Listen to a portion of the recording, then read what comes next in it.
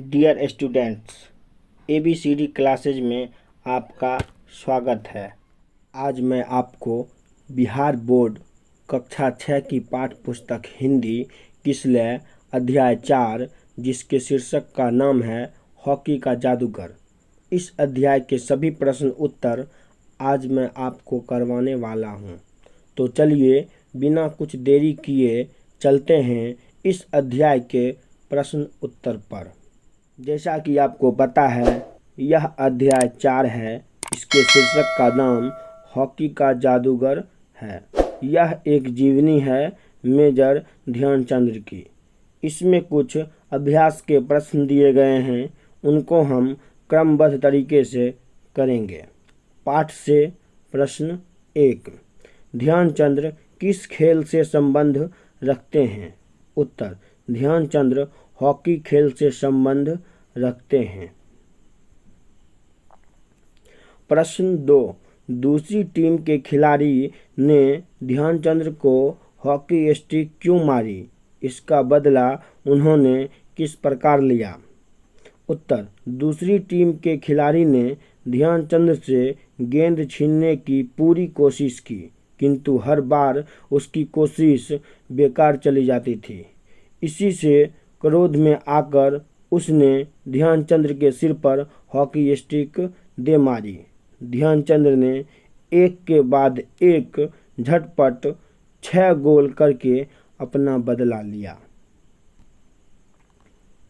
प्रश्न 3, ध्यानचंद ने अपनी सफलता का राज क्या बताया है? उत्तर, ध्यानचंद ने अपनी सफलता का राज बताते हुए कहा है कि सच्ची लगन, साधना और खेल भावना ही उनकी सफलता का राज है। प्रश्न 4, दोस्त, खेल में इतना गुस्सा अच्छा नहीं लगता, ऐसा ध्यानचंद ने क्यों कहा? उत्तर, ध्यानचंद ने ऐसा इसलिए कहा क्योंकि एक खिलाड़ी ने उनके सिर पर हॉकी स्टिक से मारा था। ध्यानचंद ने उस खिलाड़ी से कहा था कि वे इसका बदला अवश्य लेंगे। उनके ऐसा कहने पर वह खिलाड़ी घबरा गया था। प्रश्न 5, ध्यानचंद को कब से हॉकी का जादूगर कहा जाने लगा? उत्तर, सन 1936 में बर्लिन ओलंपिक में ध्यानचंद के हॉकी खेलने के ढंग से प्रभावित होकर लोगों द्वारा उन्हें हॉकी का जादूगर कहा जाने लगा। अब हम पाठ से आगे के प्रश्नों को करेंगे। पाठ से आगे। प्रश्न 1, अगर ध्यानचंद हॉकी नहीं खेलते तो वे क्या कर रहे होते? उत्तर, अगर ध्यानचंद हॉकी नहीं खेलते तो शायद सेना में साधारण सिपाही ही रहते। हॉकी के खेल में निखार लाने के कारण ही उन्हें तरक्की मिलती गई। प्रश्न 2, ध्यानचंद की जगह अगर आप होते तो अपना बदला किस प्रकार लेते? उत्तर, ध्यानचंद की जगह अगर मैं होता तो मैं अपना बदला उसी प्रकार लेता जिस प्रकार ध्यानचंद ने लिया था, क्योंकि क्रोध का बदला क्रोध से लेने पर बात बहुत बिगड़ सकती थी। खेल में अनुशासन और धैर्य बहुत आवश्यक है। प्रश्न 3, खेलते समय नोक झोंक क्यों होते हैं? उत्तर, खेलते समय किसी भी पक्ष के द्वारा गलत व्यवहार होने के कारण झगड़े होते हैं।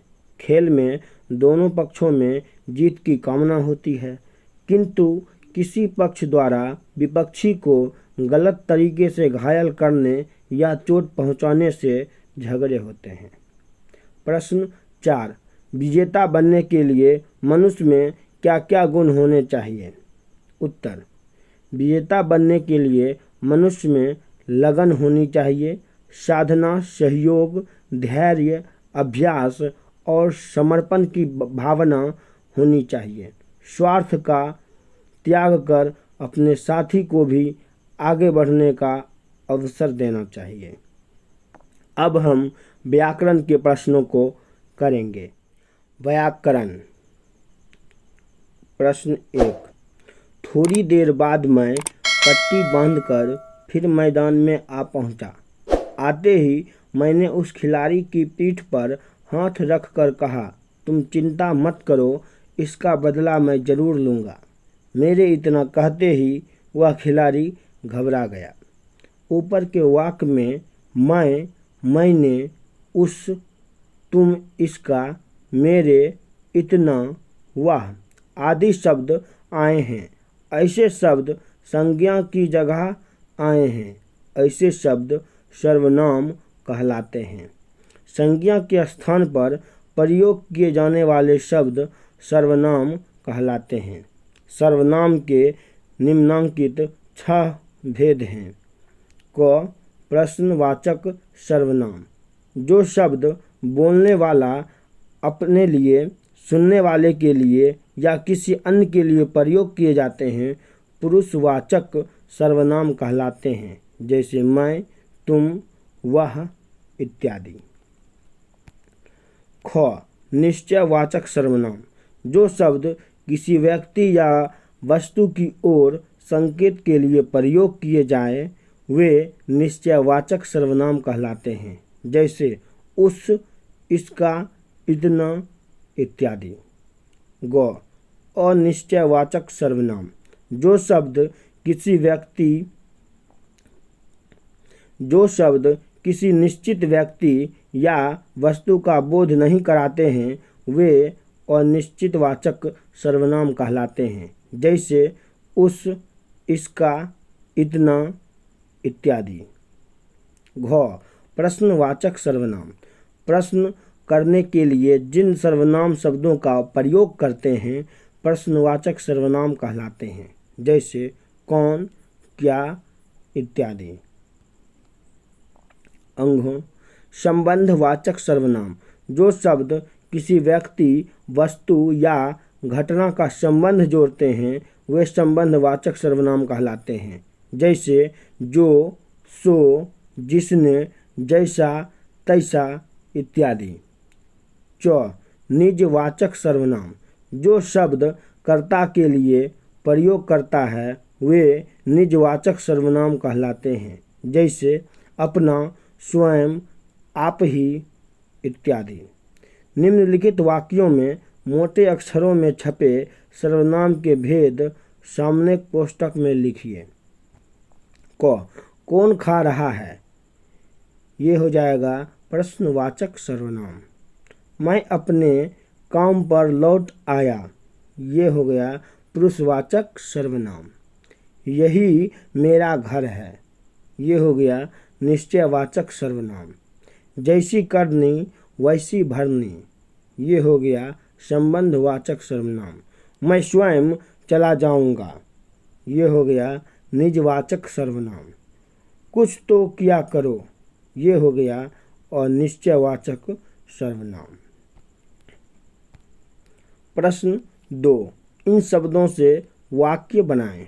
धक्का मुक्की। अरे भाई, धक्का मुक्की क्यों करते हो? शांति से पंक्ति में आगे बढ़ो। नोक झोंक। आपस में नोक झोंक करना ठीक नहीं है। बार बार। तुम बार बार एक ही गलती क्यों दोहराते हो? जैसे जैसे। जैसे जैसे घर निकट आता गया मेरी धड़कन बढ़ती गई। वैसे वैसे। जैसे जैसे रात गहराती गई वैसे वैसे अंधकार बढ़ता गया। प्रश्न 3, इन वाक्यों में क्रिया शब्द को रेखांकित कीजिए। खेल में तो यह सब चलता ही है। चलता जो है यहाँ पे क्रिया है।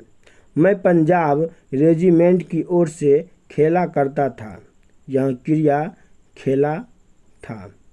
बाद में हम झांसी आकर बस गए, यहाँ क्रिया आकर है। वह बार बार मुझे हॉकी खेलने के लिए कहते, यहाँ क्रिया खेलने है। बर्लिन ओलंपिक में हमें स्वर्ण पदक मिला, यहाँ क्रिया मिला है। प्रश्न 4, नीचे लिखे शब्दों को क्रम में सजाकर वाक्य बनाइए।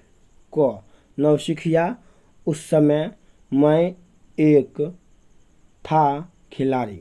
उत्तर, उस समय मैं एक नौसिखिया खिलाड़ी था। ख आता खेल में मेरे गया निखार। उत्तर, मेरे खेल में निखार आता गया। ग शर्मिंदा, वह बड़ा हुआ सचमुच खिलाड़ी। उत्तर, सचमुच वह खिलाड़ी बड़ा शर्मिंदा हुआ। घ ले जाया मैदान से बाहर मुझे। उत्तर, मुझे मैदान से बाहर ले जाया गया। यहीं पर यह अध्याय समाप्त होता है। अगर यह वीडियो आपको अच्छी लगी हो तो वीडियो को लाइक करें और चैनल को सब्सक्राइब करें। मैं इसी तरह की ढेरों वीडियो लाता रहूँगा।